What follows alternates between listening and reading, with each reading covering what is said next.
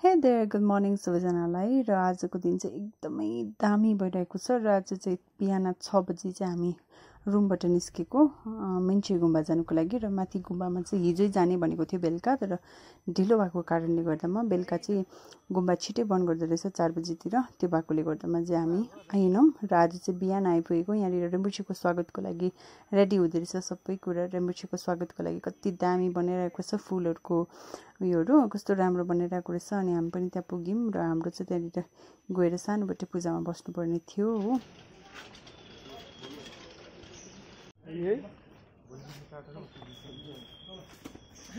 र आज चाहिँ यहाँ रेम्बुछेको स्वागतको लागि चारपट्टिबाट धेरै मानिसहरू भेला भइरहेको थियो होइन। सिक्किमबाट, भुटानबाट धेरै मानिसहरू भेला भइरहेको थियो। यहाँ अहिले यो चाहिँ एकदमै बिहानको फुटेज भएकोले गर्दामा त्यति धेरै थिएन। लास्टमा हामी फर्किने बेलामा चाहिँ एकदमै धेरै मान्छे भइरहेको थियो। त्यहाँनिर अट्टी नट्टी खचाखच भइरहेको थियो।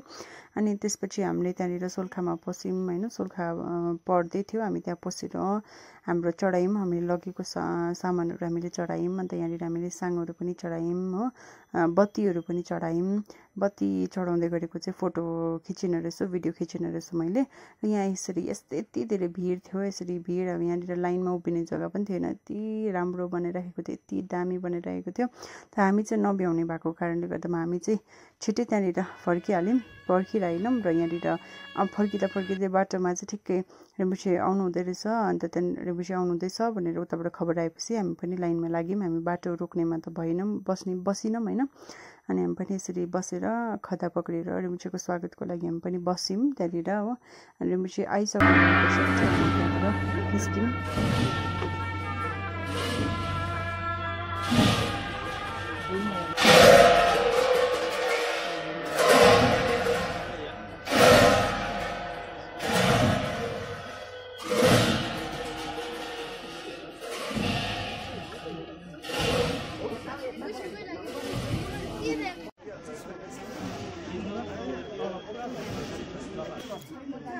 रेम्बुछेभित्र पसिसक्नु भए पश्चात चाहिँ यहाँनिर सबैजना हामी फोटो खिच्ने भनेर बस्यौँ होइन। हामी हुनु त सबैजना अलग अलग नै आएको थियौँ। यहाँ आइपुगेर सबैजना भेला भयौँ। र भेला हुँदाखेरि चाहिँ एउटा ग्रुप फोटो खिचौँ न भनेर ग्रुप फोटो खिच्यौँ। अनि हामी सबैजना यसरी आफ्नो गाडी लिएर होटलतर्फ लाग्यौँ होइन। होटलमा चाहिँ यहाँनिर हामी 9 बजी आइपुग्छौँ ल बिहान भनेर भनिराखेको थियौँ।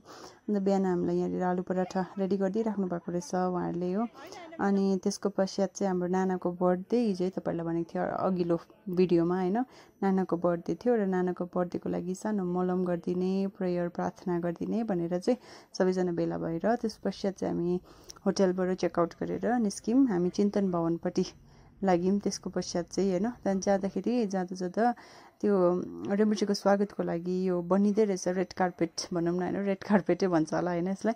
अनि यसमा चाहिँ हामी चामल फुलको घेरामा चामल लगाएर बनाउँदै रहेछ सबैजना। कति टनटनापुर घाममा बसेर बनाउँदै रहेछ। अनि हामी पनि भित्रसम्म गएर हाम्रो सामानहरू छोडिराखेर हामी पनि फर्केर आएर चाहिँ हामी पनि बनाउँछु नि, बनाउनु मिल्छ भनेर सोधेको त मिल्छ भनेर भन्नुभयो। अनि त्यसपछि हामीले पनि बनाउनुको लागि बस्यौँ। कति सुन्दर यति दामी बनिरहेको थियो। सबैजना बसेर मिलेर बनाउनुहुँदै थियो। बिना हामी पनि गर्नु मिल्छ यो मिल्छ है। र हामीले धेरै चाहिँ बनाउन सकेनौँ। यति धेरै गरम थियो, यति धेरै गरम थियो, त्यो धेरै बन्न नसकेकोले एउटा चाहिँ हामीले कम्प्लिट गरेरै जाने ल भनेर एउटा चाहिँ कम्प्लिट गरेर आयौँ। र भित्र आउँदाखेरि चाहिँ आफ्नो सिट पक्रेर सबैजना बसिसक्नु भएको रहेछ होइन। यहाँनिर चाहिँ एकदमै कम्फर्टेबल रेम्बुछेले पनि आउने बित्तिकै त्यस्तै भन्नुभयो, एकदमै कम्फर्टेबल सिटहरू थियो हाम्रो योपालि चाहिँ होइन। यता टिचिङ मात्रै भएको कारणले गर्दामा होला, टिचिङ भएको कारणले गर्दामा चाहिँ हामीलाई राम्रो एकदमै सजिलो ठाउँहरू पायौँ होइन।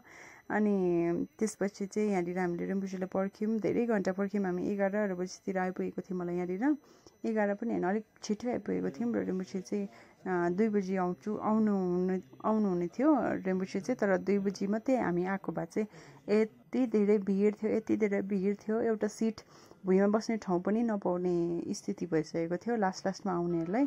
रेम्बुछे आइपुग्नु भयो। रेम्बुछे आइपुग्नु भए पश्चात चाहिँ हामीलाई नबनेको पनि 4 घन्टाको टिचिङ दिनुभयो हामीलाई होइन। 6 बजीसम्म हामी पेसेन्टली सबैजना बसेर उहाँको टिचिङहरू लियौँ हामीले, सुन्यौँ हामीले होइन। यहाँनिर यहाँ सिक्किमको अर्गनाइजिङ कमिटीहरू तर्फबाट चाहिँ एउटा वेलकम सङ थियो हो रिम्बुसीलाई वेलकम सङ थियो अनि यति धेरै मान्छे थियो, सबैजना इन्ट्रेस्टेड भएर सुनिराखेको थियो होइन। अन्त एकदमै मजा आयो, एकदमै राम्रो भयो टिचिङ। अनि हामीलाई रिम्बुसीले धेरै कुराहरू सिकाउनु भयो, धेरै कुराहरू हामीले सिक्यौँ, धेरै कुराहरू जान्यौँ बुझ्यौँ होइन। अनि त्यस पश्चात चाहिँ हाम्रो सकेपछि, हाम्रो टिचिङहरू सकिसकेपछि चाहिँ हामी बाहिर निस्क्यौँ। बाहिर निस्किँदाखेरि चाहिँ एकदमै धेरै पानी परिरहेको थियो, ठुलो पानी परिरहेको थियो। अनि भोक पनि धेरै लागिरहेको थियो। बिहानको 9 बजीको ब्रेकफास्टको बादमा बेलुकाको 6 बजिसकेको थियो, 6:30 बजिसकेको थियो होइन। एकदमै भोक लागिरहेको थियो। अनि नानाहरूले जसरी भए पनि त्यस्तो भिडमा गएर चाहिँ एक एकवटा प्याकेट लन्च ल्याइदिनु भएछ होइन। अन्त प्याकेट लन्च पाएपछि चाहिँ हामीले त्यहाँनिर कति दिनदेखिको खानै नपाएको जस्तो भएर चाहिँ खाएको, हामीले गम खाएको अनि